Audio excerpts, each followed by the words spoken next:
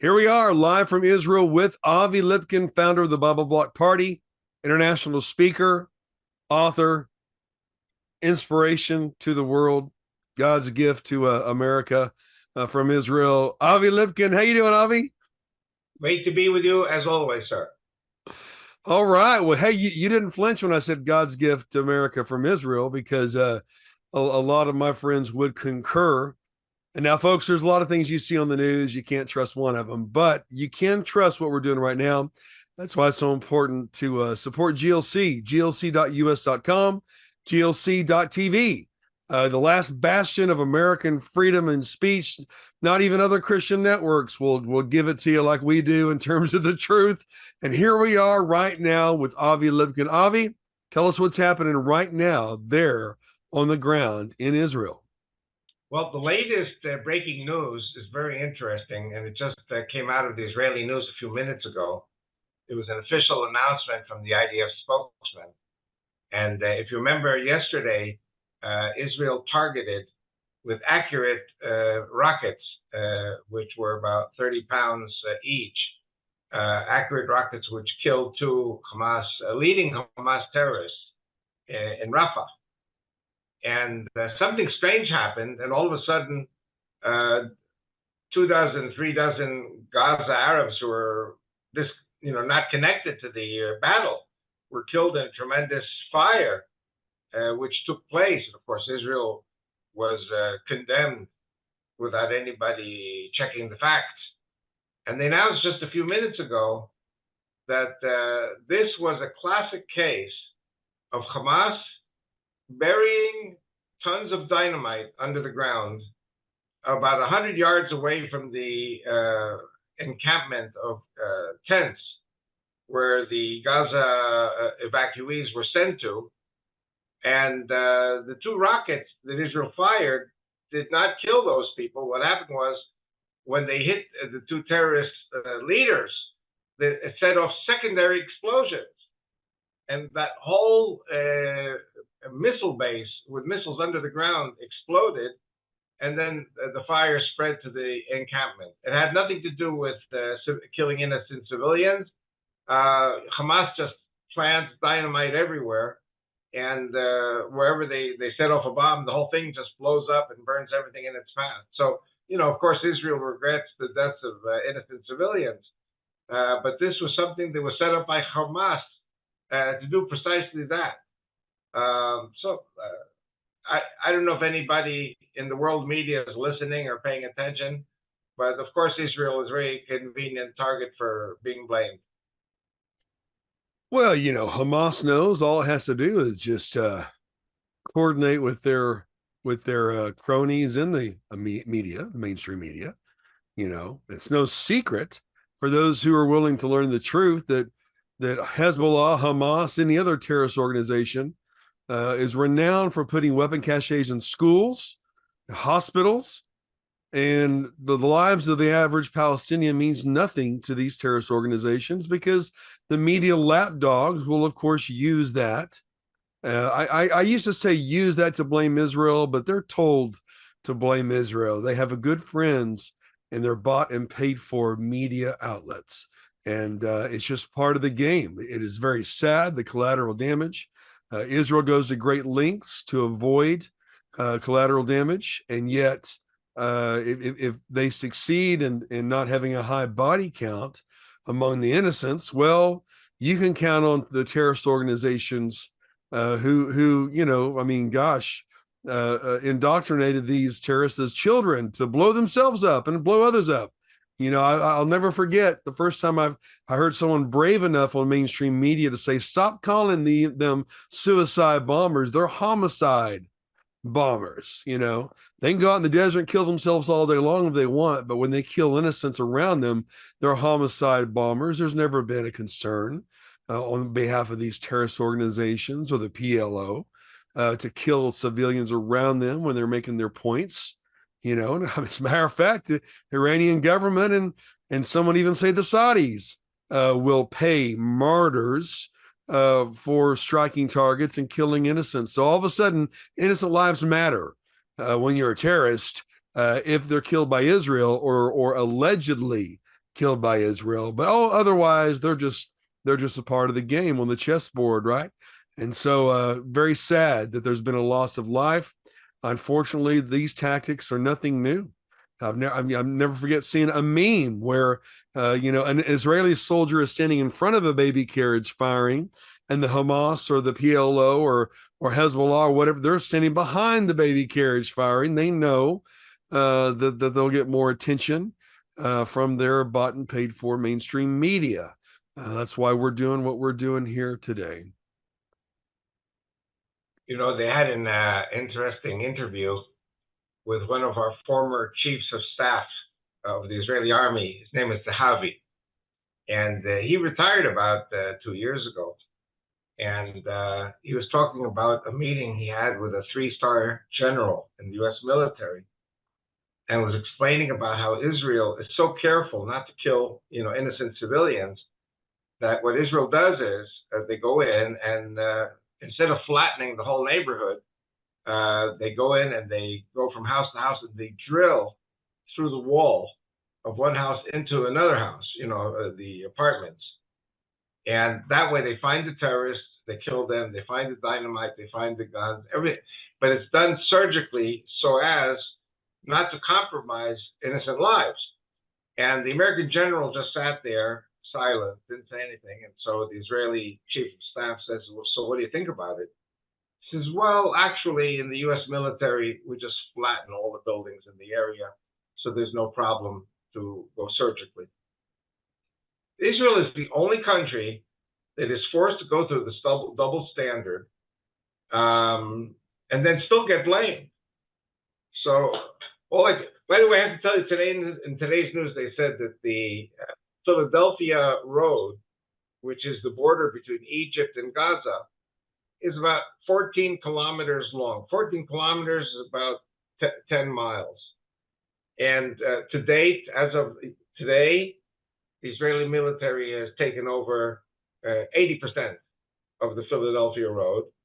There are 50 attack tunnels under the border between Egypt and Gaza. Trucks can go through these tunnels. Gaza was supplied with all the weaponry it needed for the October 7th attack. And of course, everyone is saying to Israel, stop attacking in Rafah. But the moment we stop attacking in Rafah, we found today and yesterday hundreds of rockets. They've got the rockets. The rockets are smuggled in under the border from Egypt. And actually, I think Egypt should be held accountable for cooperating with this plan to destroy Israel through their proxy, Hamas. They're bringing in hand grenades and their RPGs and all kinds of weapons. Anything that can be brought in on the back of a truck is brought into Gaza. And we are finding all this inventory, which is being smuggled into Gaza from Egypt. So no way, Jose. There's no way we're going to stop in Gaza until all these, firstly, until the Philadelphia Road is successfully blocked off, and Egypt held responsible, for being part of the smuggling in of weapons of mass destruction into Gaza. Gaza was a strategic threat. Gaza now is no longer a strategic threat. Gaza now is a nuisance, and they're still firing rockets. But the Israeli military is purging the area of the rockets and the weapons and the terrorists. And I don't know, I think that Netanyahu is doing an excellent job. The military is doing an excellent job, even though there are some generals who are backstabbing. But that will be dealt with at the end of the war. It seems that the same game is being played on university campuses in Israel. The latest, the Hebrew University of Jerusalem. You have protests. We will avenge. We will redeem Alaska. The Hebrew University sees those chants, and it's unthinkable that this is happening in Israel. Or is it? It's a far left organization. Surprise, leftism, the cancer to humanity and those who support it. And what do you have to say about that? How are the same a volume of universities in Israel being bought and paid for with these paid demonstrations where the average protester doesn't even know what they're protesting? At what Well, point do we hold professors accountable? firstly, I have to tell you, we have two types of people who protest on these campuses. One, of course, is the Arabs, who do not see themselves as Israelis, even though they enjoy all the fruits of the Israeli civilization, Yeah. colleges and jobs. Arabs are everywhere to be found. I had my pacemaker reviewed yesterday. Hadassah Hospital is full of Arab doctors and nurses. And I mean, these people, if they weren't allowed to work by the Jews, they'd be starving. And that may happen one day if they rise up and revolt against Israel. So we are very careful with the universities. There is also a group of ultra-left students. In every country, you have ultra-left students, and they're with the Arabs. But I have to emphasize, I have to reiterate that 70% of the people in Israel are Zionist, they're nationalist, they're conservative, they're religious. And the 30% that remain, 15% are Muslims and 15% are, or 20% are Muslims and 10% are left-wing Jews who despise God, despise the Bible, despise Israel, and they're ultra-left. You have them in America too, that they don't love God and they don't love America. They don't love anything that is holy. Well, leftism is a cancer. It's tied to every Yeah. evil thing on the earth. But the And Israeli right wing, because the Israeli right wing, which includes me, we all know who's the majority. The majority, 70%, is the right wing. There is no way that the left can take over. So no matter how much backstabbing they do, the next elections, which will be held in October 2006, the next elections, I have no doubt, will be a tremendous victory for the right wing. The left wing wants Israel, the socialists want Israel to withdraw from Gaza, which would mean defeat, anything that would embarrass Netanyahu and bring him down. And the Israeli right wing is very silent because we know that we're the majority. We know that we will not be thrown out of power by these left-wing anarchists. But it is these left-wing anarchists who are backed by Biden and the globalists. Of course, but Americans don't want to face that reality. Got to kill them babies, folks, right? The educational minister, Yoav Kish, and university management, they're being called upon to condemn these demonstrations. And where does, I could guess, where does he lean? How much is known about this education minister? He's right wing. He's a great leader. But the problem is there's something that the left wing people say, well, we have freedom of speech in Israel. And the right wingers are fascists and they want to stop freedom of speech. Well, that's baloney. These people are terrorists who are demonstrating. Well, it sounds all too familiar. You know, folks, you can Google The Project and find out the Muslim Brotherhood's long-term plan to take over the White House. It's as old as the 80s. You know, bring them down, bring their miserable house down from the inside. Well, that's what you've been seeing here. You're also seeing that attempt in Israel, but I just have a feeling that Israel is just not going to let that happen. Seems to be smarter people in Israel than there are in America right now in terms of leadership. And again, at some point, it's got to come to a head. You know, money can buy these leftist leaders and expel the right wing. I mean, it's interesting. Do you ever think you'd be called right wing for loving your family and your country and your gender? It sounds like humanity to me. And but leftism, of course, has embraced everything vile, a scorched earth philosophy. And you know that better than anyone. You're a Sovietologist. You see the same measures being played out. So where are we on the clock?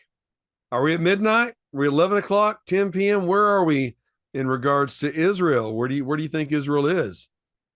Well, I'm going to say something that I've said on your program many times, and that is on October 7th, when the terrorists attacked from Gaza, 3,000 terrorists came across the border and raped and killed and burned people to death and chopped up their bodies and took, the bodies to Gaza. These people, complete non-human beings. Right. These They saved us. What do I mean? They saved us. Israel was on the verge of a civil war by October 7th. I spoke about this on your show. That the left wing was going to carry out a coup d'etat led by Ehud Barak against Netanyahu and against the right wing. And there are people, I'm going to say names that doesn't mean anything to you, but these people are calling for civil war between the right wing and the left. Now, the difference between the right wing and the left is the left wing says we want blood in the streets and we want bodies in the Yarkon River. The right wing people, to whom I belong, we say we don't raise our hand up against fellow Jews, whatever their ideas are. And so God Almighty in heaven gave us this war on October 7th is kind of a slap in the face to all the Jews, because these terrorists who came across from Gaza killed leftist Jews. They went into the kibbutzim and they killed left-wing socialist Jews, saying you're all settlers. And so those people who were elucidating about a special relationship with Gaza Arabs were proven to be totally stupid. Now what's happening is they're totally stupid again, preparing for a civil war, and that's when the war with Hezbollah and Lebanon will take place. And this war will take a full year. God Almighty in heaven is not allowing the Jews to kill each other with a civil war. So God throws other wars at us. And I think there are very few people who can disagree with me. But I'll tell you something else also. Remember on April the 14th, when we had this fusillade of missiles coming in from Iran.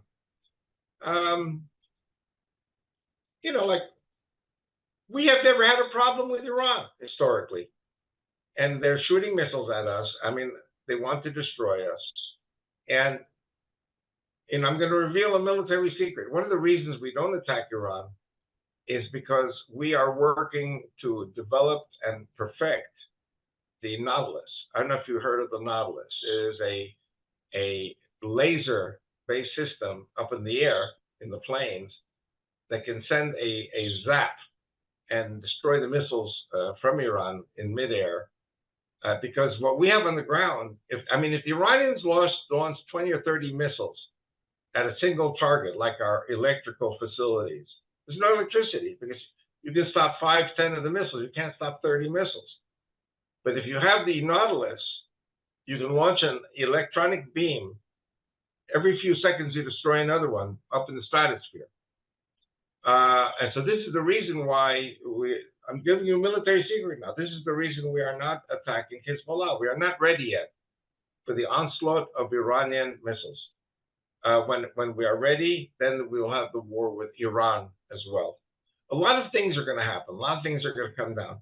But I will tell you that the U.S. military already has these weapons. And Israel is working with the U.S. military to have all the weaponry needed in the event of a Chinese or Russian attack on the American mainland. Nobody's paying attention to the fact that Israel is the canary in the miner's canary in the mine, and America needs Israel to perfect these weapons so that America can use them if it needs to use them in the case of a world war. We are close to world war. Nobody talks about it. So we have to, really stop fooling around. And this business of civil war, I believe God is in control. God is not going to let a civil war take place in Israel. I pray not. I'm throughout this conversation, I'm reminded of a presidential candidate from years past, Ross Perot. If you remember Ross Perot, yeah, here's the deal. Remember Ross Perot? His proposed solution was, anytime there's terror in the world, we bomb one of your holy sites. And that seemed pretty radical. But had he become the president, I think he would have done it. I have to tell you, and it's in the second edition of my 4th book about the Bible Block Party. I quote the Islamic sources in Saudi Arabia who say, if we nuke Jerusalem, Allah is the greater God. If the Jews nuke Mecca and the Black Stone, the God of Israel is the true God. So we are at an Elijah the prophet moment in the history of the world. So we need to not forget these things. You know, some believe that the reason that Elijah wanted water poured over the sacrifice is because the prophets of Baal would have a pre-lit coal under the altar, and all the whipping up would ignite the other coals and Baal would appear. But Elijah would rather face death than to serve a false god or to be a false prophet. I wonder what would happen if the prophets in America followed the same pattern. I know a few true, but I tell you, that strange fire is always consistent with those who want to kill the Jews. Right. And I still believe, no matter what you say, my friend, I still believe that Israel has the ability to wipe out all of their enemies in one day. I still believe that. And if not for any other reason than the God of Israel, but I still believe that All in Israel God's hands. already. Now, it's important, folks, that you understand that you have a knowledge of the truth. You're responsible for what you know. Hadash, Hadash. That's the left wing, of course, left. The cancer.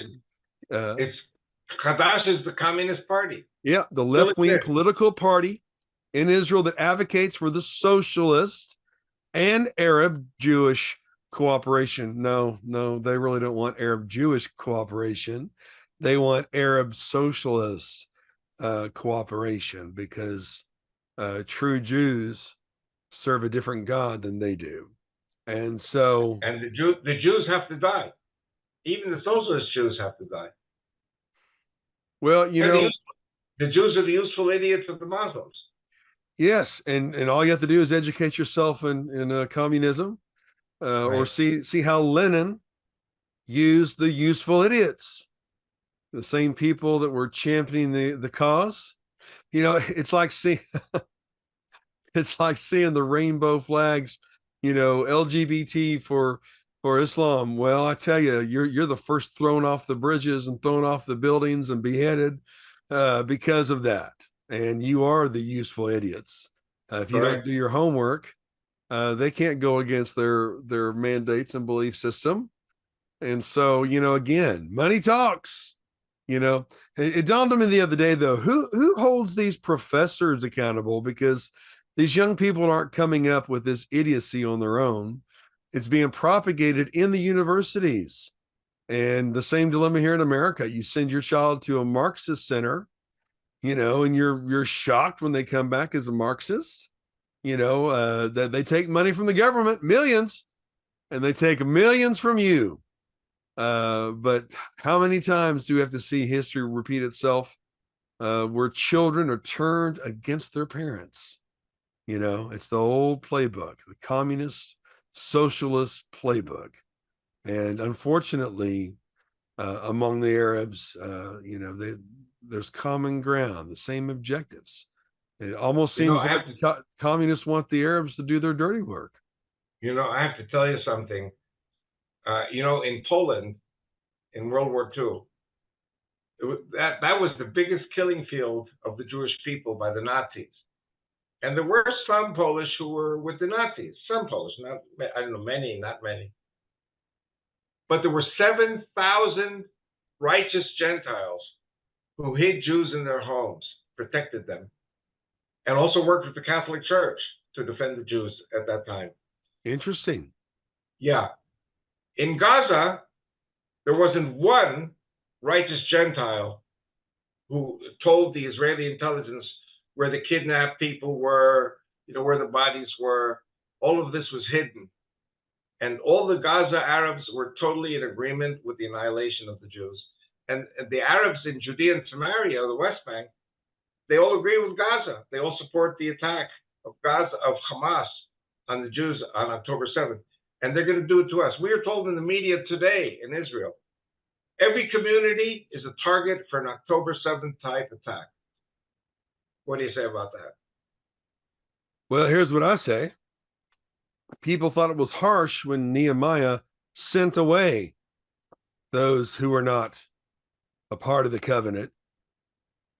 But was Nehemiah simply just being wise? It's an interesting time. Do you think that most Israelis have learned from that lesson that you may be peaceful and nice and sweet today, but when the call comes, are your enemies tomorrow? You remember what I said to you about the universities in America were taken over by the Frankfurt School and the Leipzig School, which was Right. communist in the 1920s and 30s. Right. Here in Israel also, the professors came from Russia, Poland. They were socialists, communists in the 1920s and 30s. And that is what has been controlling all the universities in Israel since. So it's not a wonder that the young kids in the Israeli colleges and in American colleges have become communist, have become left-wing, anti-patriotic. Well, you know, a leftist in Israel, a leftist in Germany, a leftist in America, they're all the same. Correct? Death and destruction, they are the cancer to humanity. And those who and hatred of God. Hatred of God. Right. Not a coincidence, folks. Not a coincidence. But you know what? I've given up on the leftist. With the information available to us today, you either have to be as dumb as a rock or you have to just be evil to support those policies that is the death and the destruction of the sovereignty of any nation, of the sanctity of life, the sanctity, the sacredness of family and faith. And we are coming to another world war. And it's not just going to be our artillery and tanks and information, but of a faith war, a holy war. You know, the Muslims want one so that their Mahdi can appear. And they want to create the conditions for their Mahdi to appear. They've been trying to create those conditions, you know, for thousands of years. And so here we are. Here we are. You know, the roots of that seed of Haman, I should say, or probably just say seed of Cain, you know, who was a murderer from the beginning. But that's what we're facing. There's no more excuse to walk in ignorance. We have to come together and stand together. Have you noticed that birds of a feather flock together? You can't separate one from the other. I've had people say, well, I'm a leftist, but those extremists don't represent us. Yeah, they do. They're the ones that are driving your bus. And the pretenders on the right, who seem to be impotent and powerless to take action. They must take action. So let's come together and pray for the peace of Jerusalem, pray for Israel. Thank you so much, Avi, for joining us today. And we can't wait till next time. We're glad that you're well. And as goes Israel, so goes the world. God save America, and God Amen.